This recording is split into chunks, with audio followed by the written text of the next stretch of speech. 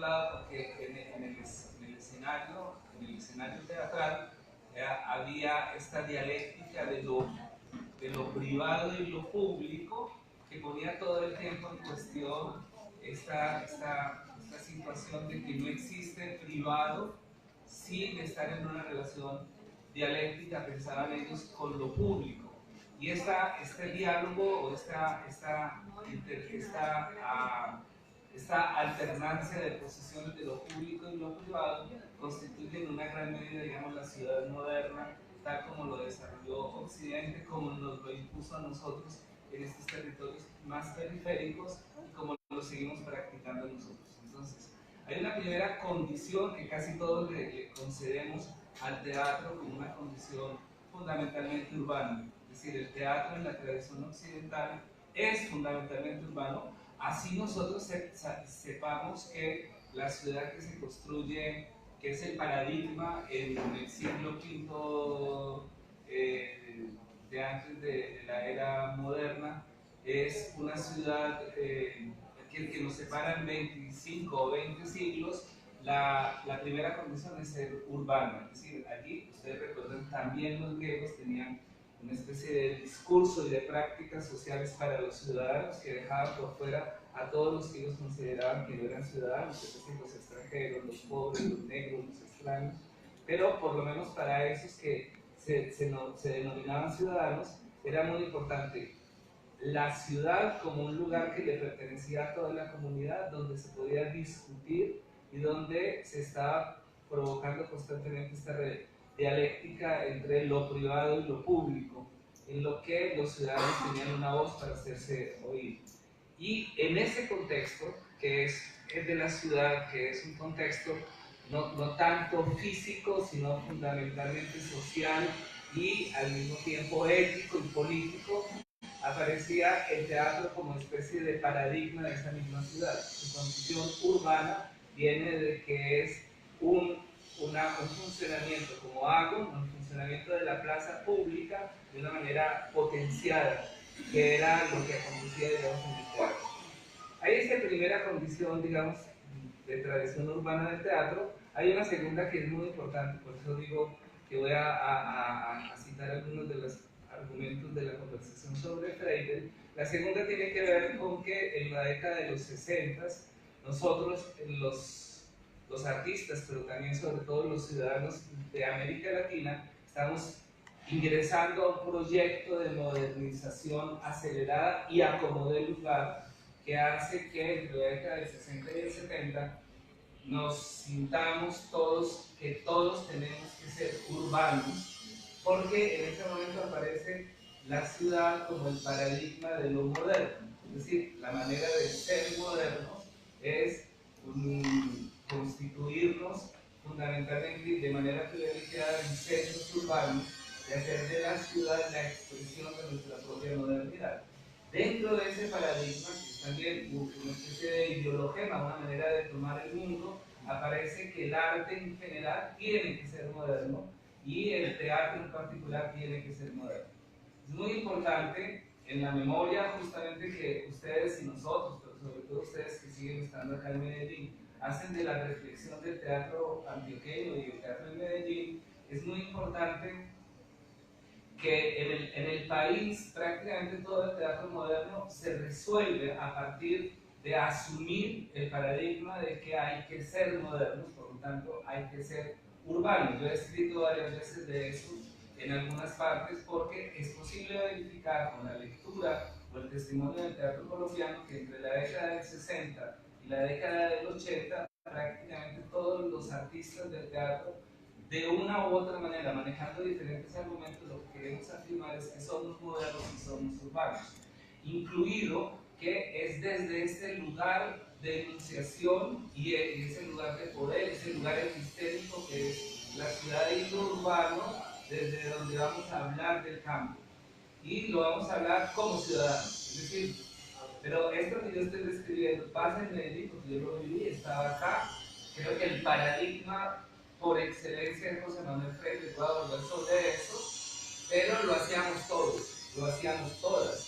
Es decir, en la ciudad de Medellín, pero lo estaban haciendo en Cali, lo estaban haciendo en Bogotá, lo hacían a su manera en Bucaramanga, lo hacían a su manera en Cartagena, lo hacían a su manera en Quibdó, porque esas 5 ciudades que yo nombro pasaron durante el siglo XX, de alguna manera, en algún momento tuvieron un cierto privilegio, un privilegio, digamos, cultural, de ser vanguardia, de ser, y todas, cada una de ellas siempre se reivindicó ser una vanguardia en los términos de un proceso de modernización que pasaba por una condición de excelencia de lo urbano y de la ciudad. Pero lo estábamos haciendo todas las ciudades acá, pero lo estaban también haciendo las ciudades en el resto de América Latina. Los procesos que acontecen en Colombia no son nunca exclusivamente procesos de esta región. En particular, nosotros siempre hemos vivido como una especie de déficit en los procesos de modernización respecto de 3 centros urbanos que son paradigmáticos. Sin duda alguna, Buenos Aires, también en Brasil, privilegiadamente Río de Janeiro, y en México la Ciudad de México o el DF en ese momento. Cada una de estas 3 grandes ciudades a lo largo del siglo XX siempre fueron modernas antes que nosotros. Pero cuando yo digo modernas antes que nosotros, estoy hablando de una especie como de diferencia temporal, pero que nos permite comprender que en suma compartíamos todos el mismo paradigma. Había que ser modernos a como diera lugar. Y ser modernos a como diera lugar pasaba fundamentalmente por dar un privilegio a el ordenamiento urbano y a las relaciones que se establecen en la ciudad, que no son solamente un problema de construir edificios, sino de construir un modo de pensar y de sentir y de habitar el mundo, que está en realidad en íntima relación con el desarrollo del capitalismo global. Es decir, nosotros lo vivimos como queramos, lo vivimos desde el plano de lo afectivo, lo vivimos desde el plano ético y político del habitar la ciudad, lo vivimos como poetas también, claro, somos poetas finalmente, pero todos de alguna manera estamos respondiendo a un desarrollo casi que se nos impone, que es el desarrollo del capitalismo, sobre lo cual voy a volver enseguida. Pero por ahora, lo que me interesa es ver, un poco consignar la evidencia de que entre las décadas que van de los 60 a los 60, 70, 80, casi hasta los 90, son una época en la que se privilegia el sentido de lo moderno como urbano, el desarrollo de la ciudad que va a determinar casi todos los argumentos del arte, incluido también el del teatro. Si ustedes miran a nuestros colegas que piensan el desarrollo de las artes plásticas o el problema de la filosofía o sobre el desarrollo de la literatura, van a ver que todos coinciden en señalar la década del 60 como una década de autoconciencia de la modernidad que pasa necesariamente por una autoconciencia de la ciudad y de lo urbano. Porque si ustedes saben que si ustedes recuerdan o destacan que en el año 67 Gabriel García Márquez escribe 100 años de soledad, ustedes van a ver que la postura desde la que habla García Márquez de ese mundo idílico que se descubre en 100 años de soledad es una postura fundamentalmente urbana. Es decir, García Márquez, pero lo hizo también Rulfo, pero lo hizo también Sábato, pero lo hizo también Borges, pueden mirar el pasado desde un lugar de enunciación que es fundamentalmente urbano. No en vano, Cortázar, García Márquez, Vargas Llosa, que es terrible y sigue vivo, son todos escritores que en la década de los 60, 70 reniegan del pasado colonial y del pasado de alguna manera rural de las ciudades latinoamericanas para reivindicar que ahora somos modernos, que ellos son modernos. Ellos son modernos, saben ustedes, porque leen a William Faulkner, que habló del campo norteamericano, porque leen a Franz Kafka, porque leen a Virginia Woolf, que es radicalmente moderna y urbana, porque vive en Londres y camina por donde pasa la reina Isabel, y porque leyeron a James Joyce. Acá entonces, nuestro signo que determina la modernidad de la literatura también es la asunción de la modernidad como asunción y compromiso con lo urbano. Miren ustedes que esa asunción de lo urbano, este compromiso con que el mejor lugar del mundo para vivir en la ciudad es profundamente capitalista. Entonces, de momento entonces yo quiero señalar que Medellín se vuelve moderna porque se vuelve urbana, que la ciudad, el país se vuelve moderno porque se vuelve urbano y que empieza a privilegiar lo urbano, pero que eso es un movimiento que está pasando en América Latina porque está pasando también en los capitales del capitalismo, que son las ciudades principales de Estados Unidos y las ciudades de Europa. Entonces, nosotros podemos entender este movimiento como un movimiento que realmente está siendo impulsado por el desarrollo del capitalismo, por un proceso que había empezado en 1492, que era empezar a acumular el capital suficiente que le permitiera al capitalismo volverse sistema mundo, volverse un verdadero movimiento de tipo global. Eso lo señala en América Latina, que nos interesa y donde tenemos oyentes.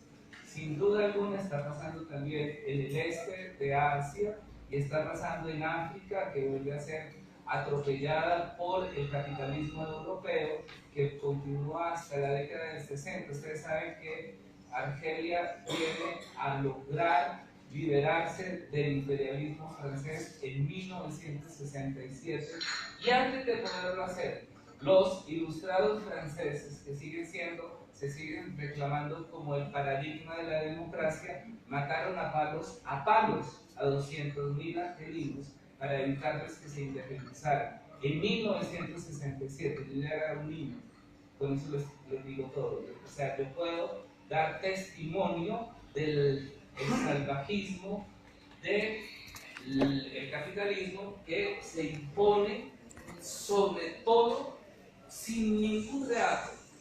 Y nosotros participamos de un proceso que se llama de modernización, pero que conserva en su origen la capacidad de destrucción del otro, que sigue siendo el poder que tiene el capitalismo. Volveré sobre eso para cerrar más adelante.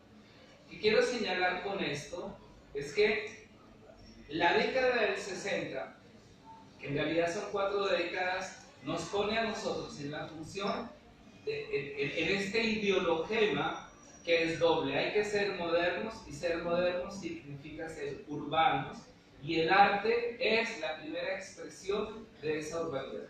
Tiene su lado bueno, porque lo dije yo en el jardín botánico, entonces no voy a renegar tan rápido de mí mismo. Tiene su lado bueno, ¿en qué sentido? Tiene el lado bueno que sintetizó Gabriel García Márquez cuando dijo: el siglo XX en Colombia empieza en 1948 con el Bogotazo. Él pensaba menos en el asesinato de Gaitán y más en el Bogotazo, y ese proceso de transformación radical que se da entre 1948 más o menos 1968, yo voy a decir por qué quiero coger esos 20 años, en el que se da una especie de acción sistemática del Estado y de los grandes capitales para desalojar a los campesinos del campo y mandarlos a la ciudad, que se volvieran mano de obra barata. Yo sé que eso suena como si fuera marxista, pero es que es marxista. Porque nosotros tenemos unas visiones románticas del desplazamiento de la ciudad. Tenemos también unas visiones románticas de habernos vuelto modernas, porque en esos 20 años que acabo de señalar, Colombia es un país 60% rural frente a 60-70% rural frente a un 30-40% urbano, y en esos 20 años se da ese desequilibrio total y nos volvemos a encontrar, nos volvemos 80% urbanos, 20% rural, lo cual significa una especie de cambio absoluto, y nosotros lo miramos, y yo mismo lo he dicho en algunas partes, es la expresión de un proceso de modernización. pero realmente es el resultado de un proceso de desplazamiento absolutamente agresivo que necesita el capital para implantarse, porque no tiene otra manera de resistir, de implantar la globalización que necesita para construir el sistema mundo en el que estamos. Pero decía, tiene su lado importante, porque es un lado muy importante en general de la modernidad, que tiene que ver con una cierta racionalidad en la relación de las personas. Nosotros, lo dije, me estoy repitiendo, lo dije en el jardín botánico, nosotros como país tenemos un gran déficit de vida ética, de compartir, porque tenemos una vida profundamente patriarcal todavía, que viene dado por la fuerza que tiene la religión católica todavía, no como un espacio de creencias religiosas, sino como espacio de dominio y de poder. Porque en realidad acá yo no tengo nada que ver ni con la creencia, ni con las tradiciones, ni las prácticas religiosas cristianas, pero en Colombia en general, y en Medellín, que es la ciudad donde yo nací, hay que nombrarlo de una manera directa. La religión católica en Colombia sirve como espacio de dominio, de dominio patriarcal contra el negro, el pobre, las mujeres, el gay, el homosexual. Y seguimos, y lo estamos viviendo ahora, y lo dije y lo voy a repetir, lo acabamos de ratificar en las últimas elecciones presidenciales, que tuvimos la osadía de devolvernos 200 años y reelegir al más radical conservador que podíamos haber elegido, y para más señas, el títere de Álvaro Uribe Vélez, que sigue dominando todo este país. Entonces, si eso nos está aconteciendo en 2018 que estamos, piensen ustedes qué era este país en 1948, cuando Gabriel García Márquez dice: en 1948, Bogotá, que es la ciudad donde yo vivo ahora, era una ciudad anclada en el siglo XIX, y lo decía de la capital del país, lo dice con la mala fe y la mala leche que tienen los costeños para hablar de la gente del centro, pero lo dice de verdad sobre la ciudad más moderna que había en ese momento. En un relevo que va a pasar en Barranquilla hay un momento, digamos, que se airean las ideas, porque viene toda la emigración republicana que venía desde el año 39 de España, y hay un momento, digamos, como de apertura. Hay una apertura, entonces señalo, sí, hay un lado importante de este proceso de modernización, sí, porque logra establecer una cierta resistencia a este pensamiento clerical, patriarcal, que sigue siendo el que domina en ciudades como Medellín y en países como Colombia, pero por lo menos logra un cierto aire de irreverencia. Y ahí ese es el lado, digamos, un lado que es muy importante de esa modernidad, que Marta Traba pase viniendo de Buenos Aires a decir, pues tenemos que ser modernos, significaba por lo menos que había la posibilidad de que el cuerpo de las mujeres emergiera de debajo de las minifaldas, que pudiéramos fumar marihuana, que ya no podemos, en 2018, que pudiéramos pasarnos a una fiesta en la que hombres y mujeres pudieran compartir LSD. Pero ese es un aspecto que es importante que yo valore. Pero el hecho de que valore esta especie de desafío, de resistencia a ese pensamiento patriarcal que sigue siendo el dominante, no me puede dejar olvidar que todo hace parte del mismo proceso de una especie de ruptura de las barreras que sigue necesitando el capitalismo global para poderse imponer en sus regímenes de dominación. Eso no lo voy a desarrollar yo, no tengo ni la competencia ni el tiempo, pero ha habido casi todos los filósofos posmodernos europeos han vuelto a recuperar mayo del 68 como un momento más de ese avance del capitalismo global, que necesitaba también estos espacios de diversidad, de apertura de pensamiento, etc. Es en ese contexto que ser urbano es ser moderno, y que el arte responde a eso. Y es en ese contexto, para cerrar muy rápido con eso, que es paradigmático José Manuel Freire en su dramaturgia. Si ustedes leen a José Manuel Freire, se pueden dar cuenta que todo el tiempo él está tratando de articular una voz moderna en un contexto patriarcal. Y patriarcal era no solo la ciudad de Medellín, sino la familia de José Manuel, porque José Manuel era un artista. No hay nadie que sea rey de la tarde, yo lo puedo decir. Era el ala pobre de una familia rica, que sigue siendo rica allá en Bogotá. Y ser el ala pobre, cuando uno es pobre toda la vida, yo fui pobre toda la vida, no hay, digamos, mérito, ¿no? Uno lo sufre. Pero cuando uno es el ala pobre de la familia rica, tiene la ventaja de actuar como una especie de radiografía de lo otro, ¿sí? Entonces, si ustedes miran las burguesas de las calles de Menor, en algún momento José Manuel nos confió que lo que quería era hacer la historia de sus tías, que eran unas tías que se quedaron encerradas, por allá les llamó dentro de las mujeres del árbol y flor, no sé por qué ponía unas metáforas muy importantes como título, pero eran unas pobres señoras que estaban encerradas en una casa que se caía a pedazos. Era una especie, en ese sentido, voy a decir una barbaridad, pero lo voy a decir porque para eso estamos acá. En ese sentido, Freire es una especie de Chekhov de acá de Medellín del contexto. Porque ¿qué es Chekhov? Chekhov es un espectador de la caída de una aristocracia que ya no se sostenía más. Solo que el hecho de que se caiga la aristocracia no quiere decir que el ser reemplazado por el capitalismo salvaje que nos sigue dominando sea mejor. Es peor, pero de otro lado, ¿no?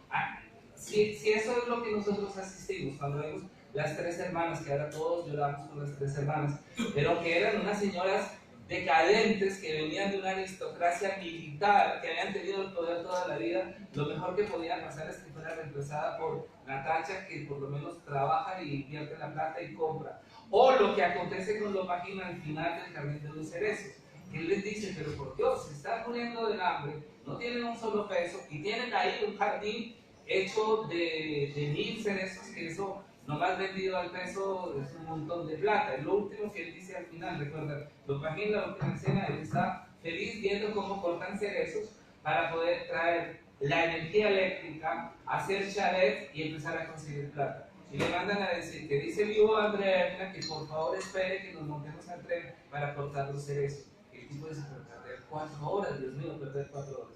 Pues bien, Freire en las mujeres, en las hermanas en las muchachas Flor y en las burguesas de la calle Menor nos cuenta la misma decadencia de una pequeña, no aristocracia, que nunca tuvimos aristocracia, sino de una pequeña clase rural que había tenido la posibilidad de que sus empleados en la finca les regalaran las niñas como sirvientas para trabajar en Medellín. ¿Qué también pasa en las burguesas de la calle Menor? Si ustedes recuerdan, las burguesas de la calle Menor, cuando lo estrenó José Manuel Freire, con Fernando que está aquí enfrente de mí, que hacía, ¿cómo se llama su personaje? Valeriana, empezaba realmente con la tortura que Valeriana le infligía a su sirvienta, que actuaba Brunilda Zapata, que era una niña que en la finca, los corteros de allá de la finca se le habían regalado a Valeriana para que viniera a servir acá en las ciudades de Medellín. Entonces, ahí nosotros vemos muy rápido qué tipo de mundo se caía a pedazos en la década del 60, entre el 48 y el 78, en esos 30 años que escribió José Manuel. Entonces, decía, si ustedes vuelven a leer, la obra de Freire es moderna, fundamentalmente, porque él se apoya en un mundo patriarcal que está tratando de quitarse de encima y nos está diciendo que vivimos en un mundo que es un horror. Vivimos en un mundo que es un horror significa que Valeriana tortura, ¿cómo se llama el personaje de Brunilda? A Bernardina, 40 años después de que ella ha sido trabajado gratis para ella porque su papá, que era un cortero en la finca, se lo regaló. O que significa que Valeriana, en una especie como de gesto de reminiscencia de Bernarda Alba, no le permite a alegría, se llama, a tristeza, no le permite que tenga un novio y se vaya a tirar con él. Es decir, lo que dice Freire es, tenemos que ser modernos, así como yo digo, tenemos que ser modernos, tenemos que ser urbanos, pero para eso tenemos que desembarazarnos de todo este pasado que está agobiando de fantasmas, de pesos, todas estas calles que quedan por acá cerca, ¿no? Si ustedes miran, todo el tiempo, Freire, a diferencia de lo que solíamos hablar, no está tan volcado al futuro. Freire realmente está volcado al pasado. Por eso yo decía allá en el Jardín Botánico que era muy sintomático que la última escritura de Freire fuera un volver. Es decir, cuando escribe Luterito, que es la obra que no alcanza a estrenar porque lo matan una semana antes, lo que hace es una especie de gesto de retro, no de vanguardia, sino de retro, de volver un poco al pasado, de decir, ¿cuándo fue que dejamos de ser unos espíritus liberales? Y se vuelve justamente al cuento, al relato de Carrasquilla, que sigue siendo para mí la obra paradigmática del pensar. Ya digo, García Márquez dice, en Colombia el siglo XIX duró hasta 1948. Si uno mira por donde mire, Fernando me lo voy a ahorrar, pero Fernando hizo un buen recuerdo, un buen destacar que José Manuel Freire, el primer dramaturgo que acá en Medellín hace una obra como Ciudad, Ciudad, y la construye no con la Esfanfarre, sino con el grupo de estudiantes del grupo de extensión, se llamaba, de proyección de la Escuela Popular de Arte. Es decir, un grupo de muchachitos que tenían entre 18 y 20 años, que uno se sorprende pensando en el tiempo, cómo era capaz José Manuel Freire de invitar a este grupo de muchachos muy jóvenes a pensar, a hacer una reflexión tan drástica sobre la ciudad. En Ciudad, Ciudad, la reflexión es quizás de los primeros gestos que quiere mirar hacia el futuro el problema de la ciudad. Y la mira de una manera desgarradora. Ya con eso voy a cerrar, lo voy a cerrar, no quiere decir en 10 minutos, en unos 3 minutos, pero voy a cerrar mi argumento en este sentido. Vuelvo entonces a José Manuel Freire porque cuando él nos habla de la ciudad, es de las primeras miradas del poeta que interrumpe el reflexionar romántico sobre la ciudad. Es decir, que interrumpe este pensar que volvernos urbanos es darle salida al desarrollo y al progreso y volvernos modernos en el sentido de ser iguales a los europeos. José Manuel Freire mira la ciudad y descubre que la ciudad es el artefacto de instrumentalización del poder capitalista. Que sigue siendo hoy, cuando subamos por estas escalas, vamos a encontrar la evidencia de que el capitalismo es lo más contrario a la democracia, que el capitalismo es un modo de producir y de instrumentalizar a los seres humanos para producir dinero, no para la comunidad, no para todos. El capitalismo es la expresión de la antidemocracia. Y Freire lo intuvo. Freire salía por esas calles. Si ustedes saben, en el año 1977 yo conocí a José Manuel Freire. Yo ya dije el otro día, actuando, que era muy mal actor, actuando en las medallas del general. Pero muy rápido, como 2 meses después, yo tuve el privilegio de asistir, entonces no fueron 2 meses después, tal vez 6 meses después, de asistir al estreno de Amantina, la historia de un desamor. Que la alcanzaron a estrenar en la muestra o ya estaban allá arriba en la mansión. Estaban en la mansión. Cuando asistimos, para mí, lo puedo decir, siempre lo he dicho, es quizás el acontecimiento teatral más conmovedor que nunca me ha tocado, fue asistir al estreno de Amantina, la historia del desamor. Y había un momento maravilloso en la obra, porque Amantina, la historia del desamor, si no lo tienen que leer, es imprescindible, sobre todo para los jóvenes que están haciendo teatro. Amantina, la historia del desamor, empieza con una mujer muda, que es Amantina, a la que la joden en un rincón de una esquina, la joden un grupo de bufos, decía Freire, que son como unos mendigos peor que ella, y ella es muda, ¿sí? Y al final cuentan toda la historia ficticia de esa mujer muda, y al final vuelve a quedar muda, perdida, loca. Y era absolutamente conmovedor saber que Amantina era un personaje que les inspiró a José Manuel Freire y al grupo de actores, una mujer loca, pobre, que paseaba por la playa, que era una mujer muda. De hecho, Amantina era una mendiga que tenía como singularidad, siempre andaba con un tareguito, pero tenía como singularidad que no hablaba, era muda, se pintaba de blanco el rostro y se pintaba muy rojo los labios. Y era una mujer como una especie de loca tierna. Era absolutamente conmovedor para nosotros que éramos habitantes de la ciudad de Medellín reconocer poéticamente al personaje de esta mujer que era una loca desquiciada, no era peligrosa, pero era una mujer pobre. Ahí me quiero quedar en ese aspecto para cerrar mi conclusión.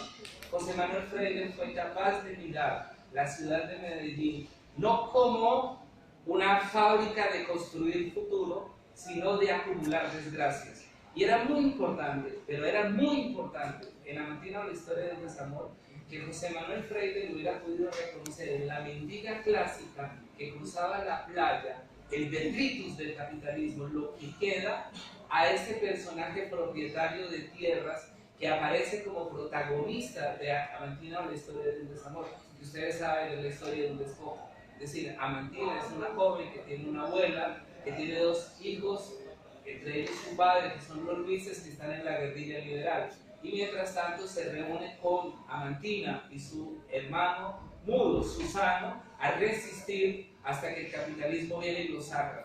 Lo saca hecho una hilera de gente, de abogados, ella le dice los chulavitos, ustedes los chulavitos, no me acuerdo ese nombre, los cuervos, no me pasen del dintel, dice la abuela. Y José Manuel Freire logra construir en el reconocimiento de las identidades de Amantina lo que queda del capitalismo y del despojo que el capitalismo hizo en el año 48-58 para hacer que todos los campesinos dejaran sus tierras, como si fuera hoy a los capitalistas que son Attila Lule o que siguen siendo Sarmiento Angulo, que siguen siendo los palmeros que financian a los paramilitares para que echen a los campesinos de las tierras de reciente colonización. Es su poder, ese proceso de despojo de los campesinos, cómo se volvía a cabo. Entonces, cuando Freire logra esa doble identificación de Amantina, descubre efectivamente que la ciudad no es un instrumento de democratización, sino de instrumentalización del peor de los regímenes, que es el del capitalismo, que es una instrumentalización de un proceso de despojar a todo el que tenga lo poco que tiene, el trabajo, la fuerza del trabajo, la tierra, los recuerdos, la memoria, todo para ponerlo en función del capital, para que el capital se reproduzca. Ese aspecto de José Manuel sí lo hace verdaderamente una especie de anticipación postmoderna. No en el hecho de que dejara de usar personajes, o que se llamaran uno en lugar de llamarse Amantina, sino en esa capacidad de ver cómo la ciudad realmente no es un instrumento de progreso humanitario, sino el instrumento de doblegación y dominación de los seres humanos. Entonces, en el día de hoy, nosotros quizás lo que yo invito a mis colegas a pensar en esta relación de teatro y ciudad es, en primer lugar, ser capaces de renunciar al ideologema moderno de que la ciudad es el paraíso. Habría que empezar a pensar, por ejemplo, que si la ciudad es el instrumento de despojo privilegiado, habría que atacar a la ciudad. Porque yo creo, señoras y señores, queridos amigos míos, que si tenemos alguna tarea todavía es hacer lo posible para destruir el capitalismo. No hay absolutamente ninguna otra tarea que reemplace la absolutamente necesaria de hacer que en algún momento del día yo tengo que hacer cada vez un gesto que vaya en contra de Trump, que vaya en contra de Bolsonaro, que vaya en contra de Duque y Álvaro Uribe. Porque mientras nosotros sigamos contribuyendo a que esas personas acumulen más dinero, vendiéndonos la idea de la ilustración del siglo XVII, que cuando nos estaban vendiendo la idea del pensar nacional, no tenían ningún reato en pensar que los negros eran inferiores a Robespierre, a Voltaire, a todos esos seres ilustrados europeos. Si nosotros no logramos construir el día a día en una tarea incansable e incesante de destrucción del capitalismo, no tenemos ningún otro futuro. Y por excelencia en la ciudad, en dos cosas muy importantes. La primera, la ciudad despoja de identidad a los ciudadanos. Los vuelve todos una masa y los vuelve intercambiables. Pero hay otro aspecto que es más importante. La ciudad es el instrumento de la globalización. Y la globalización es una trampa. Si ustedes revisan lo que ha pasado en los últimos 30 años, los espacios de resistencia vienen de la defensa de la singularidad. Voy a hacer un homenaje, solamente voy a nombrar, porque está Estela aquí frente mío, y está Juan por allá, y está Paola, que viene de México, que trabaja con nosotros. Ustedes pueden ver el jueves y el viernes en mi infierno. Si hay un movimiento de resistencia importante, viene de los zapatistas. Y viene no como reivindicación de una universalidad dominante, sino como un reclamo de respeto a la singularidad y al territorio. Si hay cosas importantes que están pasando en Colombia, están viniendo de las comunidades negras del Pacífico, están viniendo de las resistencias de las comunidades de paz en San José de Apartador, están viniendo de los espacios de resistencia del capitalismo. Nosotros, si algo hay que señalarle al capitalismo como ideología global, es que logró cooptar a los poetas, a los intelectuales y a los filósofos. Si algo